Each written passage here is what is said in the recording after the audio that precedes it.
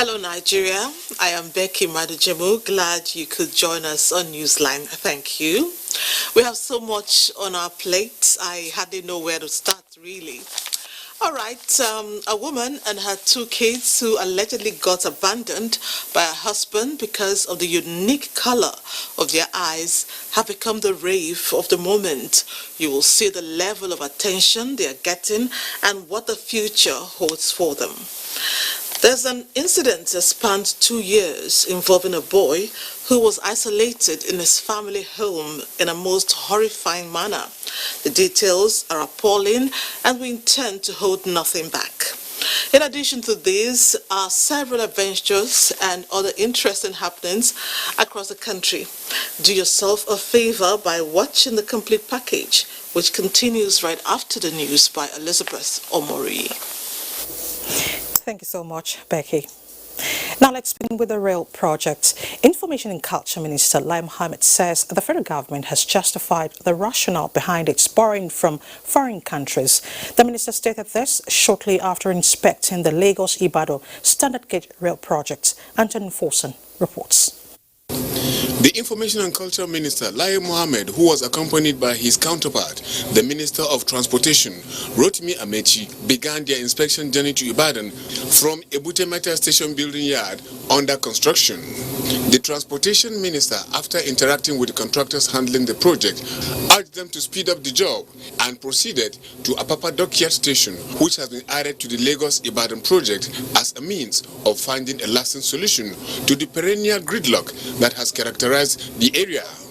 With 10 passenger stations on the route, Abuja Meta Mega Station, yet to be completed, will have a holding passenger capacity of 6,000 per day. Other stations along the route all have a passenger holding capacity of between 1,005 and 2,000 and are all at various stages of completion, except for the COVID-19 pandemic, which has caused work to slow down. For those of you who have been following us, you know that for every station we had 150 to 200 workers.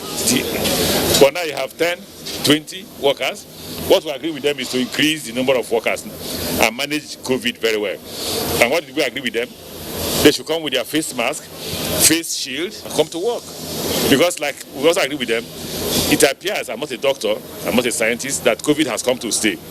And government has to run. We have to deliver our promises to the people because that's why we're elected, and that we don't have time. If we just sit in our houses waiting for COVID to end, it may end 2023. So let's hope that by January this thing will be ready. This notwithstanding, train services on that axis will commence soon. We will start by middle of September from Yaba to Ibadan, while the other construction finishing will continue. Hopefully by January we will be full-blown. For Lai Mohammed, the federal government has justified all loans it has collected so far. We didn't borrow money for services. We don't borrow money for overhead expenditures. We borrowed money for capital projects, rails, roads, bridges, power, generally infrastructure. And this is the first, this administration, of the series of inspections we are going to take along with you so that you can better enlighten Nigerians that there's nothing bad in borrowing, provided that borrowing is invested in infrastructure. There's nothing bad in borrowing, especially when that borrowing is going to create jobs. We're going to create an enable environment for the economy. For now, the Lagos-Ibadan route will start with 24 coaches, 1 set of diesel multiple unit of 8 coaches, and 2 motor cars for 16 trips a day. 10 coaches for Itakwe to Warri, 4 trips a day. There will also be additional 10 coaches and 1 set of DMU for Abuja-Kaduna services. This will move its trip up from 8 to 16 per day. In Ibadan, Anthony Forson, NTA News. Meanwhile, business interests have started to spring up around several train stations along the Lagos-Ibadan-Abeokuta axis, which has now become choice locations of prospect. The people say they are eagerly awaiting the project's completion as they have begun to harness opportunities provided by the multi-billion-dollar investment. Dotun Owuyemi reports. The desire for an efficient intermodal means of transportation is gradually shaping up as the Lagos-Ibadan Railway is set to commence operations in October. Ifeanyi is a trader at the popular Tejosho market. The rail line doesn't only connect with the area where he does business, but brings with it a new lease of life. So this government has tried a lot in terms of transportation and everything. Because with the railway now, we are able to go anywhere we want to go. Everybody enjoying this work because Agbado is very poor before. If this work come, so everything they okay. Akeem is one of the rail workers. The experience has not only developed his capacity, but provided meaningful income that sustains him and his family. Many of us will have handwork. If there's project like this, most of the youth will enjoy, they will benefit. Criminality and terrorism will stop in the country if there's project like this. Without the project, some of us will have not been able to feed. Aside passenger service, cargo delivery would also be improved. We are moving about 300,000 tons, metric tons of cargo between Lagos and the Kano. Industries like this one, brewing in the horizon, have also been impacted as demand for components like cement, iron, wood, aluminium, glass and tiles has increased. Now to agriculture. The federal government has rolled out a new method of production, processing and export of sesame and hibiscus. Minister of Agriculture and Rural Development made this known while interacting with state government officials. Musa Babalu reports. Hibiscus is on high demand, while the business of buying and selling of the herb is fast booming in the country. However, packaging, storage and processing before export have been major challenges. Consequently, Minister of Agriculture and Rural Development Muhammad Sabananunu says as Nigeria seeks for ways to improve our economy, attention will be given to production and export of cash crops. The Model Center for the Production, Processing and Marketing of Hibiscus and Sesame are to be established in Jigawa and Nasarawa states. And the same thing in sesame seed production. We have taken over being #1 in sesame production, as well as hibiscus flower production. And we are working tirelessly to see that we boost also the production of groundnut in the state. And we are pushing very hard to produce them massively and to increase our competitive advantage in producing them. Last year, Nigeria exported hibiscus and its byproducts to Europe, Asia and Mexico worth more than $22 million. Musa Baba Aliyu, NTA News. Away from agriculture, there appears to be more trouble for the embattled former CBN Deputy Governor Obadiah Melafia as the concerned citizens on peace and security in northern Nigeria demanded his disengagement from NIPS over his recent comment that one of the northern governors is a commander of Boko Haram. In a statement this Sunday in Jos, the group recalls that the recent falsehood by Dr. Melafia is capable of throwing the country into another cycle of tension, apprehension and outright confusion. The group adds that it is more worrisome that Dr. Melafia confessed to having spread deliberate, intentional and calculated outright fake news, which is so detrimental to national security. It says Dr. Melafia deserves no public office, much less having the privilege to lecture the country's elites to formulate policies and strategies. The Pro-Peace and Security Group demands that the Northern Governors Forum take the matter before a competent court of law, since the DSS has done its part and outcome was clear.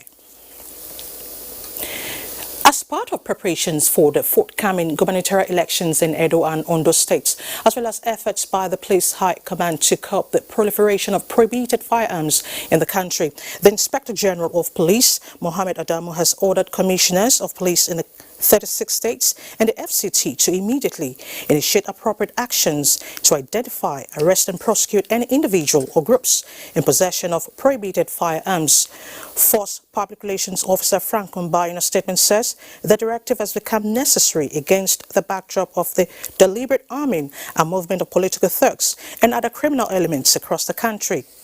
The IGP further directs commissioners of police to immediately convene meetings of all vigilante groups and other security outfits and ensure that their activities are in conformity with the extant laws guiding their establishment and operations. He enjoined citizens to cooperate with the police in enforcement of this order as it is aimed at ensuring safety of lives and property in the country. Meanwhile, the Ministry of Labour and Employment has denied allegations of complicity in human trafficking, especially of Nigerian girls to other parts of the world. A statement by the Deputy Director Press and Public Relations of the Ministry, Charles Akpan, says at no point did the federal government issue any moratorium against issuance of recruiters' license to the placement of Nigerian citizens abroad in breach of the relevant provisions of the Act's Cap L1 2004. The ministry therefore challenges anyone making the allegation to produce such moratorium if it exists. The ministry has put in place a labour migration desk to address the associated problems with the movement of skilled and low-skilled persons within and outside the country. The desk seeks to ensure and create employment opportunities for Nigerians to work legally abroad without fear of molestation, exploitation, or any form of inhuman treatment or being subjected to unfair labor practices.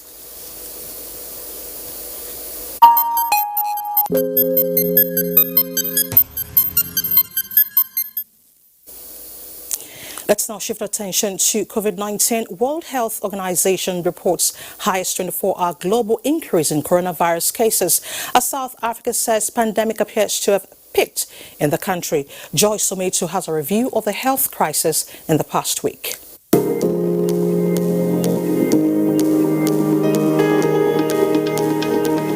The World Health Organization said more than 294,000 people tested positive for COVID-19 in 24 hours. The agency noted that this is the highest daily increase so far. As cases continue to rise, other countries that had contained initial outbreaks are now reporting a resurgence. However, Nigeria is seeing a steady decreasing trend in the number of new coronavirus cases recorded daily. Latest statistics released by the Nigeria Center for Disease Control reveal that Nigeria has 48,770 cases, 36,290 treated and discharged, while 974... A review of daily reports by the NCDC show a cumulative sum of 3,246 patients were discharged from various isolation centers across the country. Unfortunately, 32 new fatalities were recorded as opposed to the 59 registered in the preceding week. In Africa, a total of 1,113,806 cases have been recorded, 25,394 fatalities and 829,183 recoveries. In the meantime, South Africa's President Cyril Ramaphosa said coronavirus infections appear to have peaked in his country, announcing a relaxation of lockdown measures starting from Monday, 17th August 2020. In France, the employment minister on Sunday said that the country is set to announce new measures to stem the resurgence of COVID-19. Now, this is coming as the country reported 3,000 new cases in 24 hours. Worldwide, numbers by Worldometer as at 6 p.m. Nigeria time show that the virus has killed 770,513 persons and infected 21,699,238. The number of infections globally increased by more than 1.8 million, while more than 39 fatalities were recorded in the past week. And that's it from here. I am Joyce Ometu.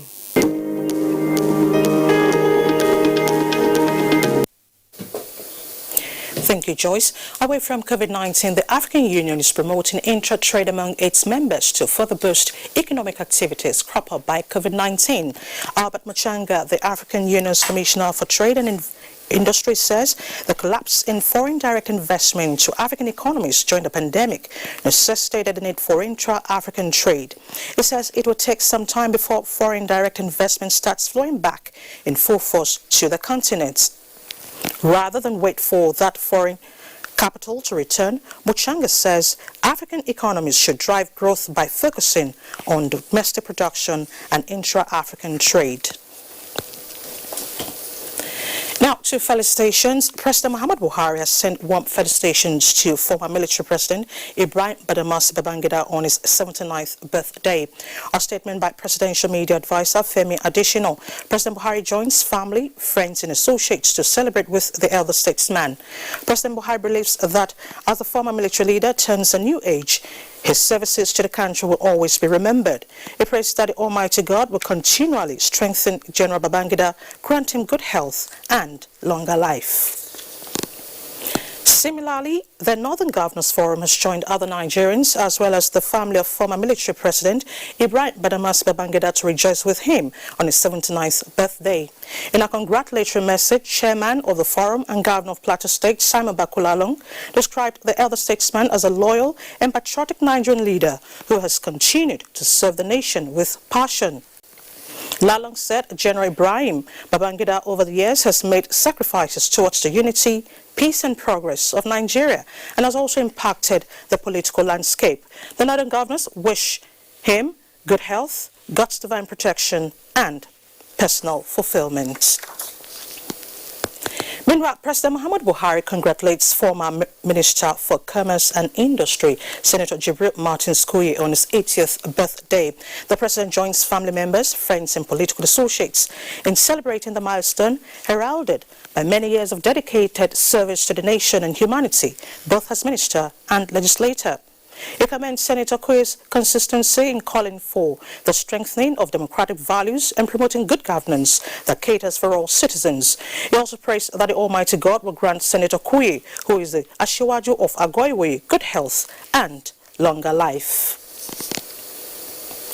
Let's now talk sports. European Football Championships in semi-final stages as Amanda Marcus brings us details on sports updates.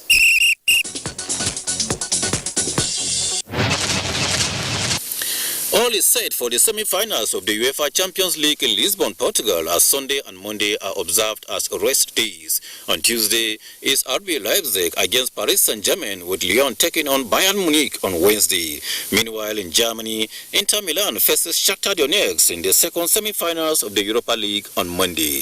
The coronavirus pandemic is still taking its toll on sports, as world number 8 Belinda Bencic has joined the growing list of players opting out of the August 31 to September 13 U.S. Open. I have made the difficult decision to skip the U.S. swing in New York and will return to the tour starting in Rome next month, she revealed. The Swiss, who reached the semi-finals of the 2019 U.S. Open, is the latest top 10 in the WTA to skip the major, following that of Ukraine's Elina Svitolina, Canada's Bianca Andreescu, Australia's Ashley Barty, and Dutchwoman Kiki Bertens.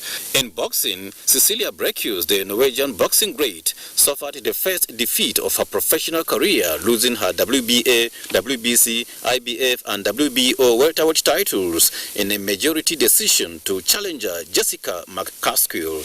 The Norwegian, who turned professional in 2007, used her experience to no avail, as the sheer volume of punches from McCaskill earned the American victory after 10 rounds in Tulsa, Oklahoma. The 33-year-old investment banker from Chicago, who endured a period of homelessness as a child, reflected on her past in victory dance. This is for the fourth grade homeless Jessica. This is for the little girl that just didn't care about what people thought about her and learned to love herself even though she was really weird. In her reaction, Brækhus, who is 38 years old, hinted of hanging up her gloves after her 36 wins and 9 knockout records was finally broken. The sports update, Manzi Marcus, NTA News. To condolences now, President Muhammad Buhari extends heartfelt condolences to the family, government and people of Adamawa State over the passing of Ambassador Wilberforce Juta, second civilian governor of Old Gongola State. The president also commiserates with the People's Democratic Party on the demise of one of the founding fathers who ably served the country with dedication as High Commissioner to Zimbabwe at the return of civilian rule in 1999.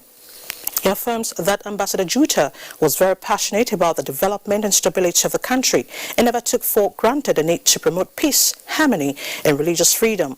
President Buhari prays for the repose of the soul of the departed patriots. Similarly, the Secretary to the Government of the Federation, Boss Mustafa, has condoled with the Governor of Adamawa State, Hamadu Fintiri, over the demise of Ambassador Wilberforce Juta, who passed on earlier this month.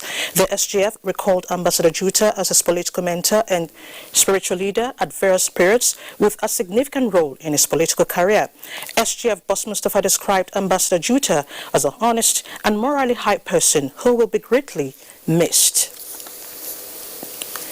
In the same vein, Information and Culture Minister Lai Mohammed has expressed his condolences to the family and friends of the late former Deputy Speaker of the Kwara State House of Assembly, Honorable Ayodele Shitu.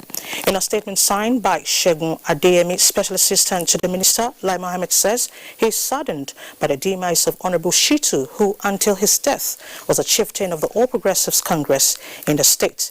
The minister says the late lawmaker deserves accolades for his service to the state and prays God to grant repose to the soul of the departed and also comfort his family.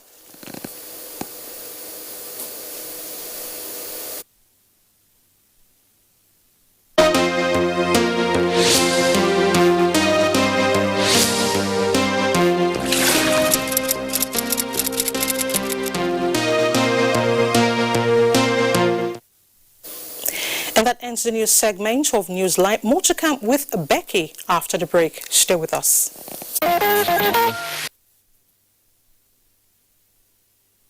Thank you for staying with us. Let's begin with a couple of crime stories. Anger not tamed will bring pain. This captures the tragic incident that claimed the life of 37-year-old Olatunde Sumono, a Shagamu-based transporter who was allegedly killed during an altercation with an undergraduate suspected to be a Yahoo boy. Joel Popola reports that the father of the deceased is demanding justice. The story of Olatunde Sumono, who is doing everything humanly possible to survive and cater for his family, is one that leaves a sad memory of a man determined to pursue legitimate means of livelihood against all odds. According to family members, Olatunde, a transporter, was driving along GRA Shagamu to meet a client but had to stop when he got to the scene of a minor accident. Tunde asked Ridwan, the driver of one of the cars obstructing the road, to move his car out of the way as his suspected killer hit him with a baseball bat, which eventually killed him. The deceased father, Akim Sumono, wants a thorough investigation into the matter. They went with the picture of the person that this person left home since Friday, we didn't see him again. At the divisional police station, they said they should write out a statement. So then on Tuesday, they now called my brother that, come on, we have seen somebody that resembles the person you are looking for. This is the driving license, this is the vehicle particulars. Then the question that one was asking them that, where did you get this one? They say it is one person that they struck with baseball bats and is now late. Tunde is the only son of his mother, who is now heartbroken over the unfortunate incident. We visited the hospital where Tunde received treatment before his demise, but the doctor declined comments. The suspect, Ridwan Otemolu, a polytechnic undergraduate, confessed that he hit the deceased with a baseball bat. This baseball twice on his head. When I see that they have stabbed me on my head, and I used use koboko to beat him on his body. The Akarigbo of Remo Land, Oba Babatunde Adewale Ajayi, while condemning the incident, said criminal activities will not be allowed to thrive in his domain. Wife of the deceased, who wants her facial identity concealed, described her husband as a man diligent in his work. I still don't believe that he's dead. Just like imagination. I'm just like, imagine, maybe it's real or not. The Public Relations Officer of State Police Command, Mr. Abimbola Uyeyemi, assured that due diligence will be done in the investigation. The suspect is with the homicide section for a discreet investigation. Another 2 suspects were arrested. One of the phone of the deceased found in their hand. While investigation into the matter continues, the home of the deceased is now desolate. Thus, the family wants justice done in a timely manner to send a warning signal to others.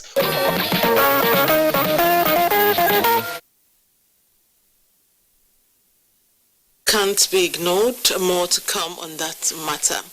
Now, the 57-year-old male nurse who was arrested for allegedly killing his wife and 2 children in Osun State gained freedom after spending 3 weeks in police custody.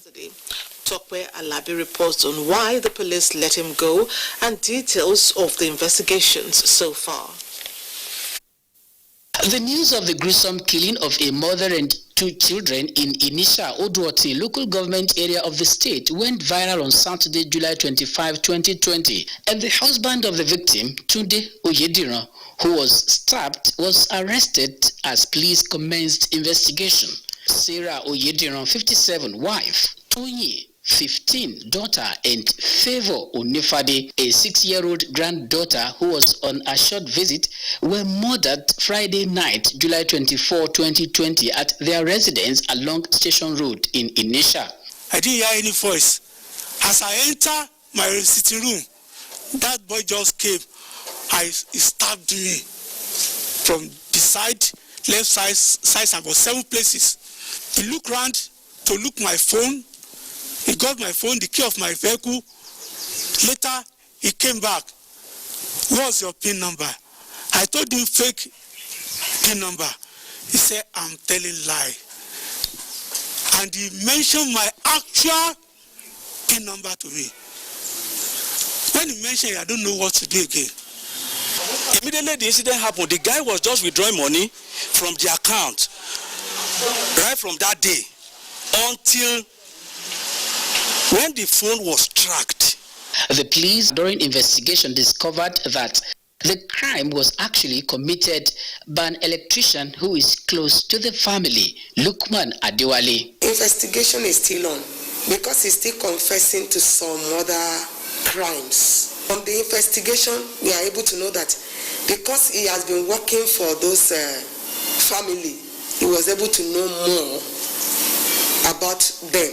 To Tunde, who lost his wife and children at the same time, apart from colossal loss recorded, the arrest of Lukman is a relief, having cleared him of his alleged involvement in the death of his family members.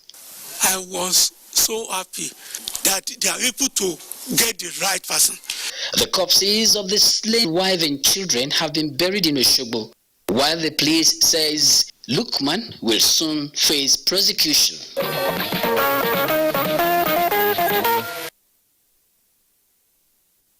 It was a sad incident. When something new happens, we shall let you know. Now, this is an SOS to everyone watching.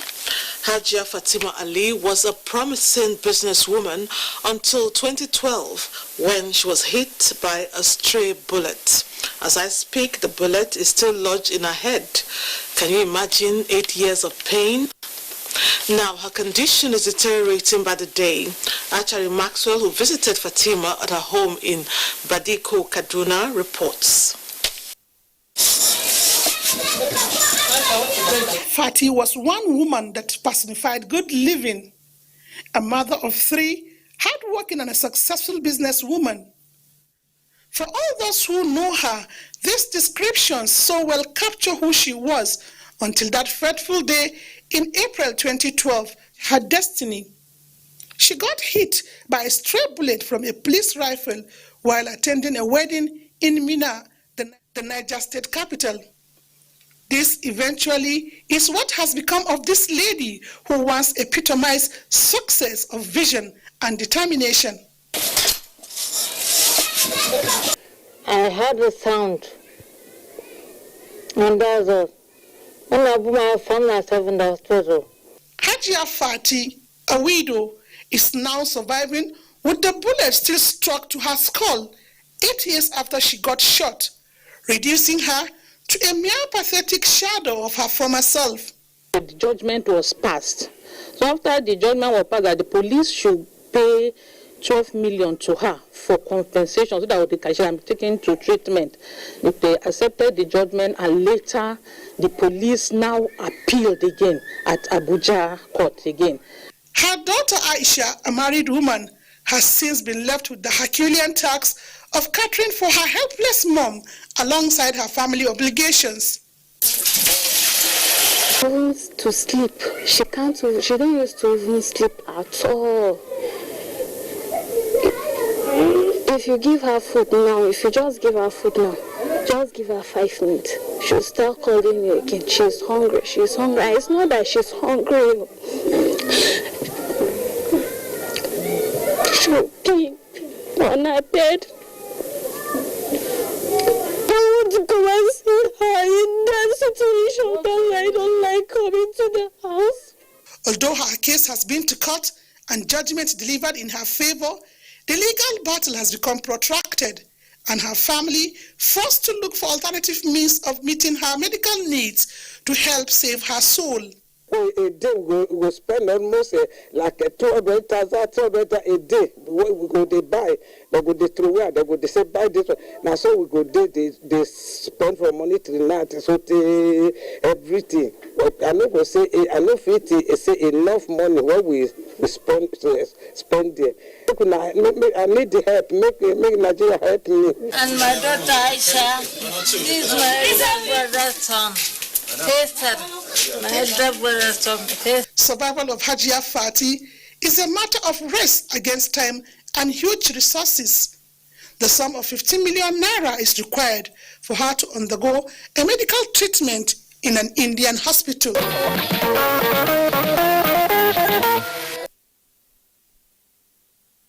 Stop holding back the tears. Please, let's help Fatima. We can do it.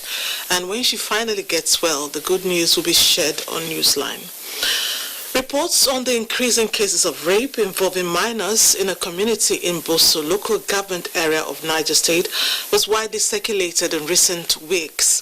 As investigations continue on the filed cases, a 7-year-old girl was allegedly raped in same locality. Abubakar Mukhtarowo reports that enraged family members of the victim delivered instant justice on the suspected rapist. Watch the drama that unfolded after he got beaten blue-black. Kaswandere is the most busy area in the heart of Chanchaga in Boso, local government area of Niger State. The rate at which rape cases are reported in the area is said to be alarming. Just last month, 3 minors were allegedly raped within the area, while the suspect in the first case has been convicted and sentenced. The last 2 are facing trial. While the community was heaving a sigh of peace, a 20-year-old young man allegedly struck and was caught by some youths in the area when a 7-year-old girl raised alarm that the suspect molested her sexually. He stopped me and held my hands, removed my pants and put his finger into my private part. When I shouted, he ran away. The victim's elder sister alleged that her younger brother was thereafter arrested by the Chanchaga Police Division for beating the suspect. Why my brother, the thing where you take action for them, she carry stick, knock the boy. So the people take action, carry us go station. The DPO collect 10,000 for my father hand So they don't release the guy. The girl, she's not feeling fine, even that the way they do it. A member of the community is again appealing to the authorities concerned to consider their plight in order to avoid reoccurrence of a situation where the youths will again take the law into their hands. What is eating us here in the community? There are some prominent people in the community that they will now sit down and be supporting this bad evil. And police too, they are not helping us. When we take the case to them, what they normally do, they will now call us aside and say, we should go and settle. Before you know, issue of money will now involve, and they will be threatening the victim that if they refuse to accept this, when they get further, anything that happens, they will be the one to suffer for this. What is the position of the case as regard investigation and prosecution? Efforts to get answer to these questions and other allegations against the police were unsuccessful. Yes, there have been so many allegations that the people in questions operate in syndicates, and we have deployed all the avenues to see how we get to the roots of the matter. We have urged public to desist from taking the laws into their hands. In a related development, 2 Sangaya school teachers were paraded by the Niger State Police Command for alleged sexual molestation of 3 of their pupils, aged between 6 and 11 in Tudu Nazira area of Metumbi in Mina. The suspects on arraignment also admitted committing the crime before the Chief Magistrate Hawababa Yusuf of the Chief Magistrate Court 2 Tunga Mina. They were convicted and sentenced to 7 and 15 years respectively in the correctional center without an option of fine.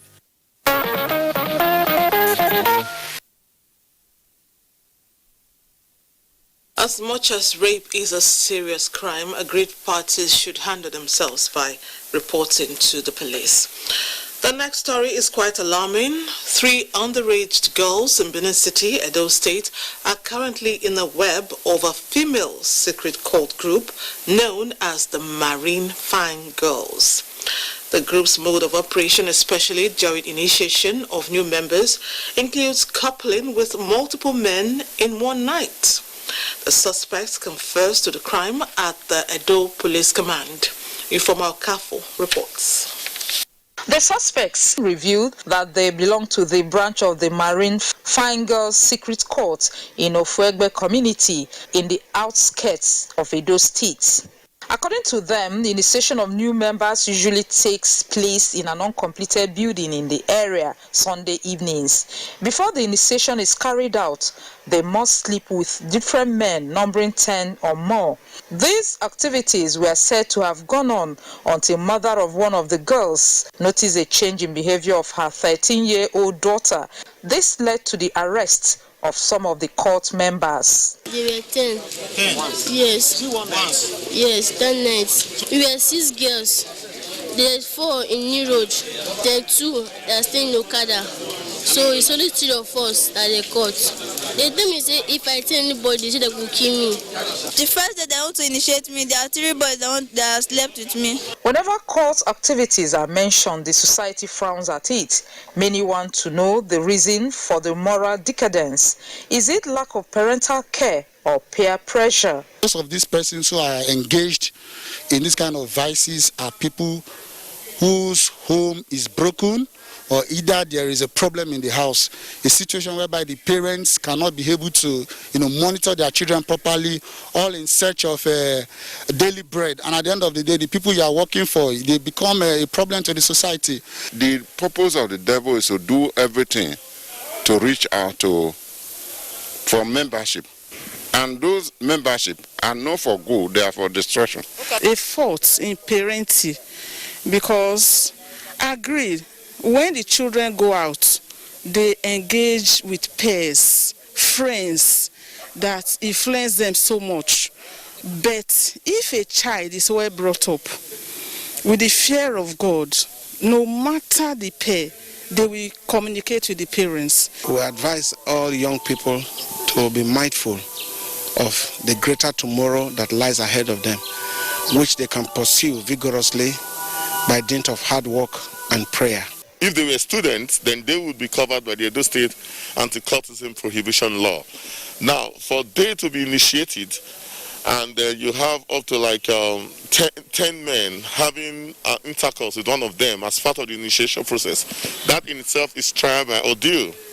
And that trial by ordeal is regulated by the criminal code, is a crime as stipulated, enshrined in the criminal code. Now, because they are teenagers, they are not to be arraigned in a regular court.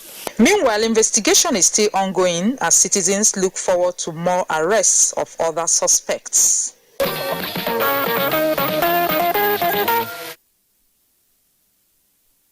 Live in strange times, which is why parents must be more alive to their responsibilities. Moving on, 13-year-old Jibril Aliyu has been through hell and back.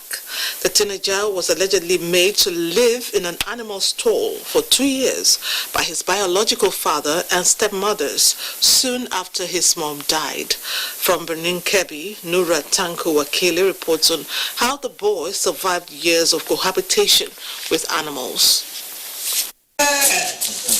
Enduring pain and psychological trauma, Aliyu Umar manages to come out from his room to speak with NTA News crew. According to the veterinary practitioner, who is a father of 3 from 2 wives, on the 1st of July 2020, he concluded arrangement to relocate his family the next day from Tella in Gasa local government area to Jalingo, the Taraba state capital. When he returned in the evening, his 20-year-old first wife, Halima, gave him a drug which she convinced him takes care of ulcer, an ailment he has been suffering from. Shortly after taking the medication, he slept off, only to wake up around 11 o'clock in the night to find blood all over and his private part cut off. Investigation revealed that the couples had on the previous day had a quarrel, hence resulted to the wife in a human act. Halima Umar, suspected to have carried out the heinous act, attributed her actions to the devil's work.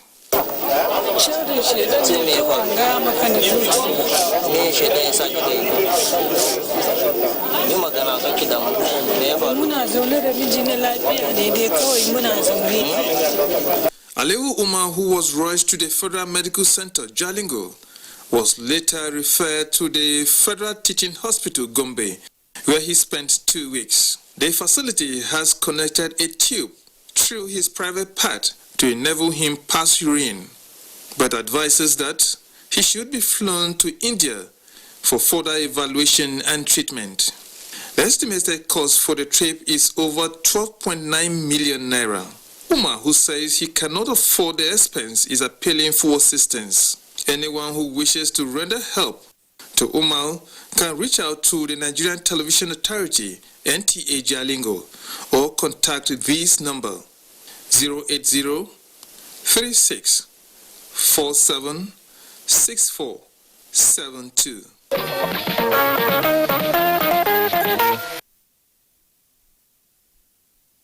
We apologize for the mix-up in that report. It was actually about a domestic dispute between a man and his wife that ended up maiming him. I'll pause here for a break. Do stay with us.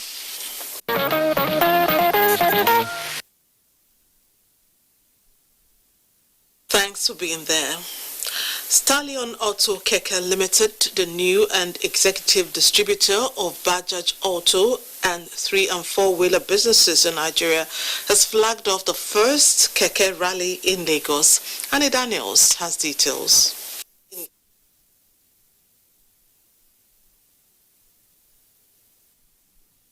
Stallion Group has successfully navigated the Nigerian terrain and has made its mark on Nigerian economy.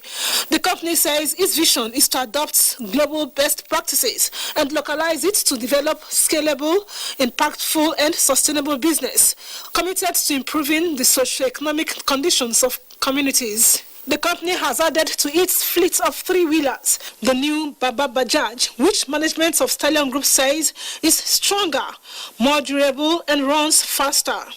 Some more 5,000 kilometers, the best ever to happen. Stallion. As a company, Bajaj always take the feedback from the consumer and the riders. So based on the feedback from consumer and rider, Bajaj has done a lot of innovation and changes in the product. So this is a new product which we have recently received. This is readily available along with the spare parts and the service. Stallion as a group employs more than 4,000 people directly and indirectly. Bajaj coming into the Stallion board is making it even more stronger. There are more number of employees which are getting added, giving employment to Nigerians because the vehicle is getting assembled here in Vaughan. It is getting assembled by the best engineers and technicians that Nigeria has, and we are proud that we bring employment and we bring service to people. A convoy of new Baba Bajaj Keke with experienced riders embarks on a Keke rally covering 5,000 kilometers and driving through 28 cities in 19 states across the country. The convoy visited identical sites in the various states. This, the company management says, is to celebrate Nigeria's history and its deep-rooted indigenous culture. The Baba Bajaj Keke are manufactured in the company's state-of-the-art assembly plant in Lagos, and plans are on the way to introduce Bajaj Qute and Maxima Cargo brands, an eco-friendly and fuel-efficient means of transportation. Intercity travel in cities like Lagos. These will be followed with the launch of Maximum Cargo, a robust, powerful load carrier for your small and medium business needs. Bajaj and Stallion. And now to lasting love. The ancient city of Sokoto played host to invitees from across the country who attended the wedding of Zainab Fodio and Abubakar Musa. Here are the highlights of the spectacular ceremony, which was a blend of tradition and faith. It is time to put a seal on a relationship built over time between Zainab Shehu Fodio and Alhaji Abubakar Musa. At the center stage, the presidential delegation led by the Attorney General of the Federation, Abubakar Malami, in company of the Inspector General of Police. Consultations going on here put the marriage contract in clear perspective. First by seeking Zainab's hand in marriage by the groom's wing, led by the Justice Minister's son, Abubakar Malami. Na kuma karbi wakilci a bisa umarninsa ina nema masa Zainab Shehu Fodio aure akan sunna ta manzo sallallahu alaihi wasallam. The gesture is returned with a gracious offer by the Sultanate Council most senior member, Waziri of Sokoto, Professor Sambu Wali Junaid. People in attendance, most of them royals, serving and former governors and politicians, most notable among them the Sokoto State and Edo State governors. يا أيها الناس اتقوا ربكم الذي خلقكم من نفس واحدة وخلق منها زوجها وبث منهما رجالا كثيرا ونساء واتقوا الله الذي تساءلون به والأرحام إن الله كان عليكم رقيبا. By these holy rites, Zainab and Abubakar forged to a future full of promises to build a home and family of their own taste and love. His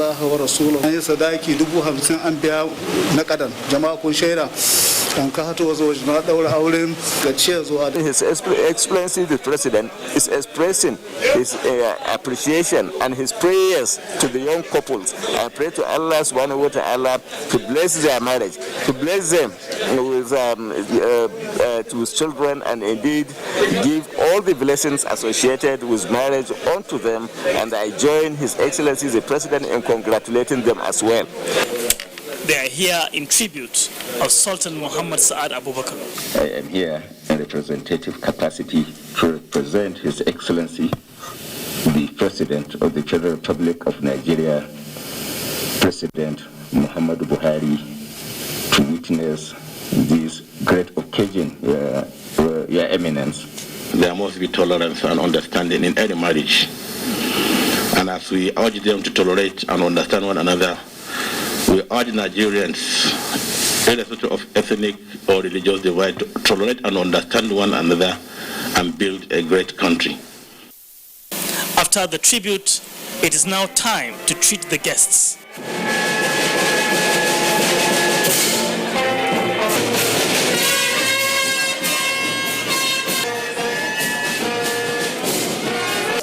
So on behalf of the bride and the bridegroom, we most sincerely thank all of you for gracing this occasion.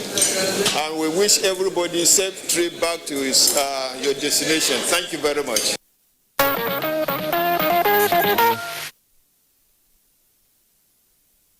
Congratulations to the couple.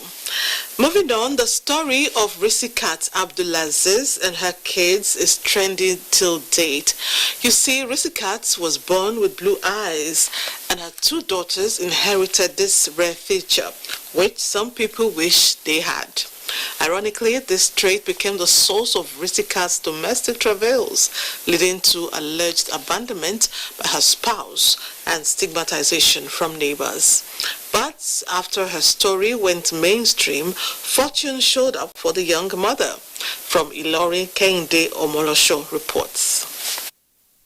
Risikat and Wasiu, a vulcanizer, met 5 years ago and became husband and wife. The union is blessed with 3 children, but one is no more. Risikat was born with blue eyes, and so are her 2 daughters. The local community found the multiplying blue eyes in the family strange, and stigmatization started from friends and relations. I noticed my husband changed when his parents started complaining about my eyes and our children's eyes. My husband stopped coming home and abandoned me and our children. Risikat's fate, however, changed when a neighbor who came for Eid al-Kabir celebration in Ilorin discovered Risikat and her daughters in a miserable condition. She was excited to write about the multiple blue eyes and the plight of this family on Facebook. Definitely, I think some people around the community don't even like her. So that was what I just said. The next day, I was like, I don't know, this girl, she's just too beautiful. So I just said, let me just write the story about her, then put her on the internet. Ever since a video went viral, her fate has changed for good. The first good Samaritan is the wife of the Kwara State Governor, Olufolake Abdulrazak, who intervened with cash donation, early age scholarship for her 2 daughters, and for Risikat to acquire skills. Her Excellency has contacted the Honorable Commissioner for Education to fix our children in better schools so that they too can be learned. Other people have been coming to admire the Blue Eyes family and give donations for their welfare. I got to know about this on social media, and because I represent from this constituency and the woman she's from my constituency, so I need to rise up to at least to cater for a challenge in a little bit way the government can contribute in my own. It's a normal thing, just like the way some of us are fair in color, some of us are dark in color, some are tall, some are short. There's several things that in our genetic makeup that make us who we are. He may have some problem of refractive error, but not to say that they will be visually disabled. You understand? The vision will still be there. In fact, many a times they have very normal vision like any other person. Now, Wasiu, Risikat's husband, who earlier refused to grant NTA interview, is ready to talk and share his own side of the story. Her eyes attracted her to me, and I told her I would like my children to have blue eyes. I thank God that both of them have blue eyes. Wasiu is still in love with his wife. The blue eyes which his wife and children has says is the attraction which he has for them. His call is that government and relevant agencies should assist him so that he can take care of his responsibilities. Risikat is now undergoing vocational skill. When I finish the training, I will get jobs and make some money, which I will use to take care of myself and my family. Like Wasiu, Risikat wants to be reunited with her love. The good news is a delegation to resolve the issue has met with Wasiu and Risikat.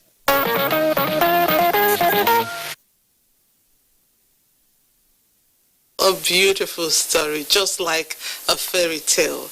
And in all of this, we must recognize the power of social media. Next up, a legal practitioner of Bianuju Ekejuba is on the wrong side of the law for allegedly being in possession of 500 grams of marijuana, also known as Indian hemp. The NDLEA effected his arrests in Abuja. Eliasu Noto Yakubu is tracking the story. Obianuju Ekejuba, a mother, drives this Sienna bus and is a lawyer by profession. She was allegedly intercepted by NDLEA operatives on intelligence at AYA while on her way to supply the parcel of 500 grams of Indian hemp to customers. After the parade, I asked the legal practitioner why she took to drug peddling, and she simply slumped in response to my question. She was immediately given first aid attention by the NDLEA operatives and afterwards led into the command's office. Obianuju was paraded alongside Omale Iboyi Simeon, who says he deals in fairly used clothes and capitalizes on that to sell the hemp parcels around Katampe and Papi axis. He gave one boy and when the brass can see I'm doing it, dancing guy offer. Now he said, okay, if I feel wrong now, making the bring out. If I get person when they call me, I'll go give, I'll get my own. And I'll take join my bill. And I said, okay, make the bringer. So 4 days, they bring out 4 days. If person call me, I'll go give her. You know, say to sell it bone crime. I know. So why you can't go to due to condition why I did inside.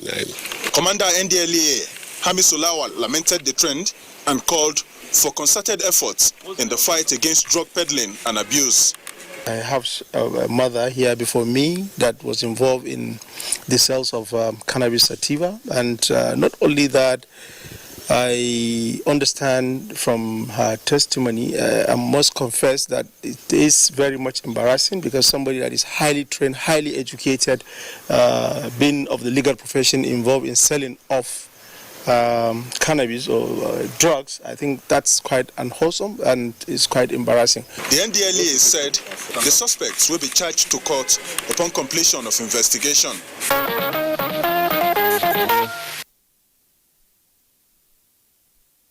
Bianuju sure has a case to answer. Now to something remarkable. Mathematics for many students is not an easy subject. Let's be honest, some of those equations asking us to find the value of x could give one a real headache, and I'm actually speaking from experience. So mathematicians are a special breed deserving of respect. Yet, there are a few who stand out from the group of geniuses. Dayo Ogunshola encountered someone who can best be described as a walking human calculator. Seeing is believing, they say. Get ready to be highly impressed. Phobia is a feeling of anxiety that comes with the task of solving any mathematical problem among students.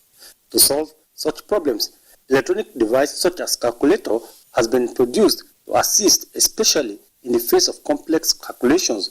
However, in difference to the use of such device, Tela Jolade, a fresh graduate of geography, is bringing a twist to the established process of solving and calculating.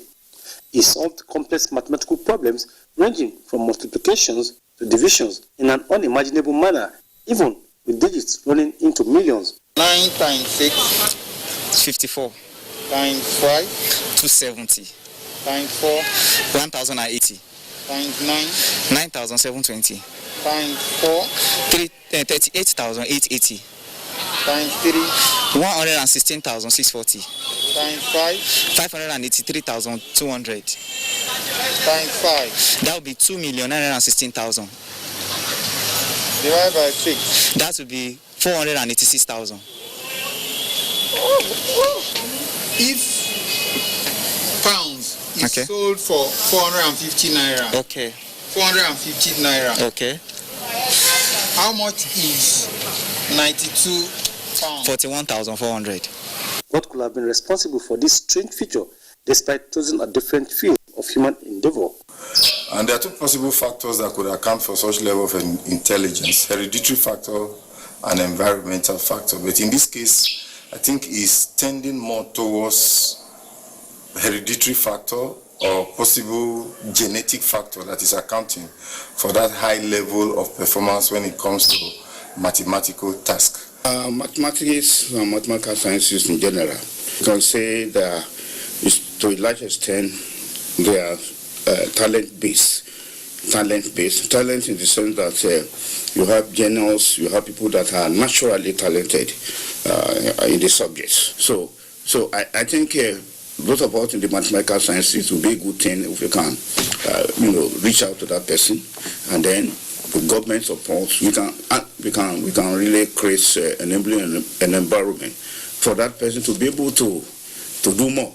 To what extent members of the public acknowledge this rare gift? I still face challenges of people having doubts. Some people still insult. This is a rare talent that we must not allow to die. He has been applying this mathematical knowledge to programming too. He created an alarm system that he called "You Must Wake Up." The young human calculator expressed optimism that given a right support, he intends to build on the ability to enhance the cause of humanity.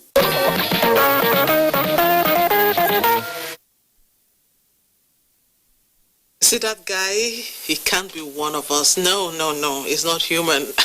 Amazing that was. Our next report is about a girl who did not only venture into a game some adults wish they had basic knowledge of, but has been excelling at various levels, winning laurels since the age of 6. Now a teen sensation, Joy Iyefu Onoja, is among the best chess players in the country. Ode Moses Ajawo Imakodi will tell us more about Joy. The Benue-born chess sensation Iyefu Joy Onoja, from a humble background, began exhibiting her interest in the game at the age of 3 with mentorship from her uncle.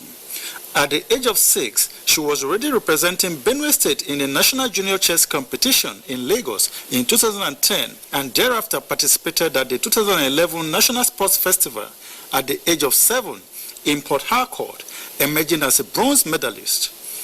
The rising star, who is determined to become a world beater, represented Nigeria at the African Chess Championship in 2012, won a gold medal at the National School Sports Festival in Otukpo in 2014, and recently participated in the ongoing 2020 World Online FIDE Olympiad, where the team opted out due to financial constraint.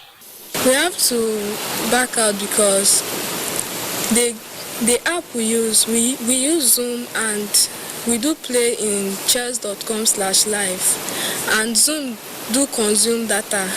So the other round that we were supposed to play around 11, there was no data for the other players to play, and it was a team game. Even if 2 persons play, it doesn't count. Despite the limited number of chess players in the country and government's growing interest in developing sport as a tool for national development, the rising star's effort in advancing her interest in the game appears far-fetched as a number of challenges confronts her dream. I don't have a sponsor, and I need government to help with that, and corporates and individuals too to help me with that. I'm so happy if the organization or government can be able to assist her to go into chess further. Though chess has remained a non-dominant game in the country, for young Iyefu Joy Onoja, the love for the game runs in the family, as she has trained her siblings in the rudiments of the game.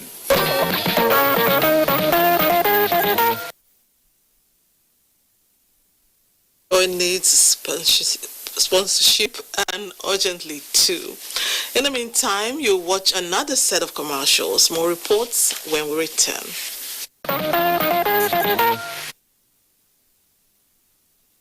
Welcome back. Recently, social media was agog with reactions over the death of an undergraduate in Ibadan who died while on duty. Commentators were racked by the level of secrecy surrounding the incident by those in charge of the organization where the young man was cut down. Kayode Oladosun captures the growing demand for justice on the incident in this next report. One of the numerous concerns of man on a daily basis is how to source for livelihood, derive accrued income through labor, as well as to provide for the family. However, when the struggle to survive meets a brick wall in the line of duty, the situation becomes sour. In this regard, what are the basic parameters for the protection of workers in the line of duty. We have certain enactments which were put in place to protect and to regulate the situation where Gbadebo Richard fell into. We have the Employees Compensation Act of 2010, which is a federal enactment. It applies to all employers and employees across the Federal Republic of Nigeria.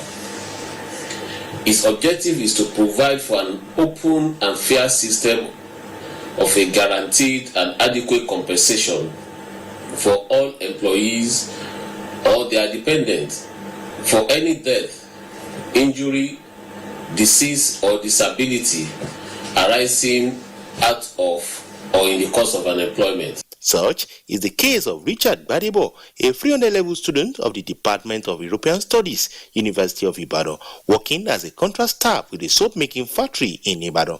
Richard met his untimely death during a night shift at the factory. He was said to have slipped into the soap-making machine and died immediately. The tragic nature of his death still remains a mystery to his parents. He never goes out. Since he came back from school, he told his mother that he wanted to go and work there.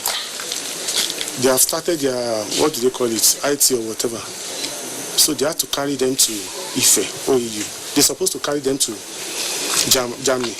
But due to the situation of this country, they had to consider the parents. So they carry them to, his mate has spent 3 weeks there. I was unable to provide 180,000. So it was that money I was trying to gathered before the COVID-19 started. So on that, when he now came, he said, Daddy, don't worry, let me go and work there.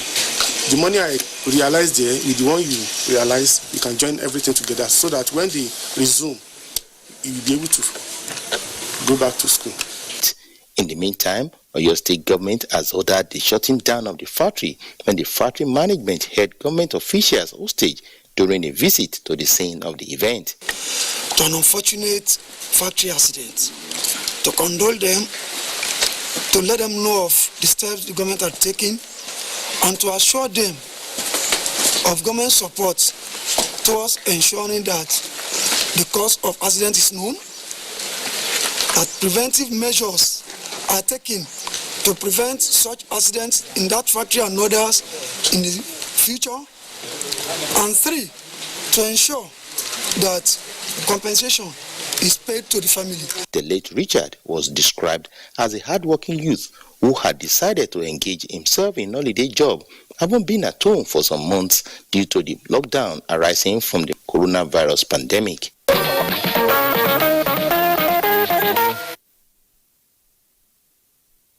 Richard, may his soul rest in peace. And that report needs a follow-up. We will keep you abreast. The next story is not for the faint-hearted. A 30-year-old man who was allegedly placed in solitary confinement with little or no food and water has been rescued by the Kano State Police Command. The victim now looks like a walking corpse.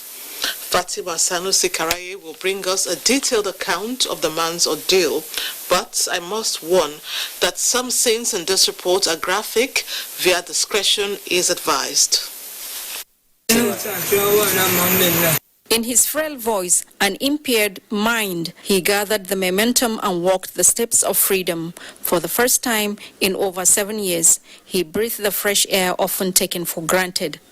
Ahmed Aliyu, popularly known as Namama, lost his mother when he was just 7. His father took another wife, and since then, this young life began spiraling down. From his name, Namama, one will know how close he was with his mother. But now that she is gone, his life has taken a tragic turn. At 23, Namama was locked in solitary confinement in his home in an unsanitary condition for alleged drug use. And the one person that is supposed to protect him turned out to be the one that put him in that sad situation, that is, his own biological father. Namama was a normal young man. It is not fair what his father did to him in his own mother's house. Can you imagine? Because that house you are seeing, it is his mother's house. Commissioner of Police Kano Command Busani said the command got information about the victim, where team of Operation Puff Ada was raised immediately to rescue him. This is not a case of only wrongful restraint and wrongful confinement, but it is a case of attempted murder, and which we are going to treat it as such, because he has continuously been keeping this person being malnourished. And if you see the condition of that person, you will just feel that this man has no human feeling at all. The victim was rushed to Murtala Mohammed Specialist Hospital. Preliminary investigations also revealed that Namama's father confessed to locking his son up for years. But who does that to his own child? Cannot lock my son, my real son, in a particular place without food is difficult. Then other people are telling me that it's a spiritual something. It's a spirit. They chop the food when then they give them. So taking food 3 times daily. The reason why I'm like this is because my stepmother doesn't like me, and my stepbrothers have been injecting me with something. However, for Namama, the road to recovery is long and difficult.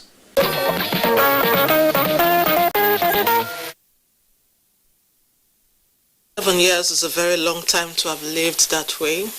Years of expert therapy will be helpful. One more break. See you shortly.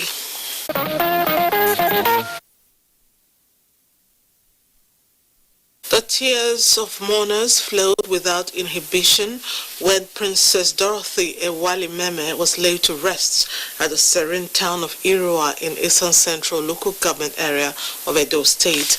Obey Otobo Aprisa reports that her remains were interred after a funeral service at her family compound at Iduwele Ewu. The need to adhere to COVID-19 safety protocols may have diminished the pomp and ceremonies like this, but it still did not stop the family of Princess Dorothy Ewali-Meme from honoring her and her memory with a befitting burial ceremony. It contained all the usual compliments of beauty and class. At the funeral service, Pastor Stephen Ilore of Living Faith described the late Mrs. Dorothy Ewali-Meme as one who was dedicated to the service of God until her last day. He urged the congregation to use this period to reflect and rededicate their lives to God. The clergyman advised the children to take solace in the fact that their mother lived a worthy life. The body of late Mrs. Dorothy Ewali-Meme was committed to Mother Earth in her compound at Irua. Earth to earth, dust to dust. Prayers were offered for the repose of her soul. Family members pay glowing tributes to her. I will miss her, but I know that she's in a better place. So for that one, no complaint. I want to go the same way. I'm going to join her. We would stick to all the everything she taught us to be. You know, we love her, we miss her, we would always miss her, but God knows best. She loved everybody and she was always so supportive. She always gave us a lot of wise advice. She was a rock to lean upon. Our pillar in the family. She's loved by everybody. She's always helping everybody. There's nobody that he doesn't help. Even the family and those that are not family members, she's always there for them. Really painful, and I'm going to miss her. And that is why I'm doing everything possible to make sure that we set her up properly, and then I'm able to coordinate with the children. Guests were treated to a befitting reception at the ceremony. Late Mrs. Dorothy Ewali-Meme is survived by husband, Rear Admiral Peter Ewali-Meme, retired, 5 children, 14 grandchildren, brothers and sisters. Until her death, she was a proprietress of schools and an active member of Ladies of the Full Gospel Businessmen's Fellowship. She was aged 69.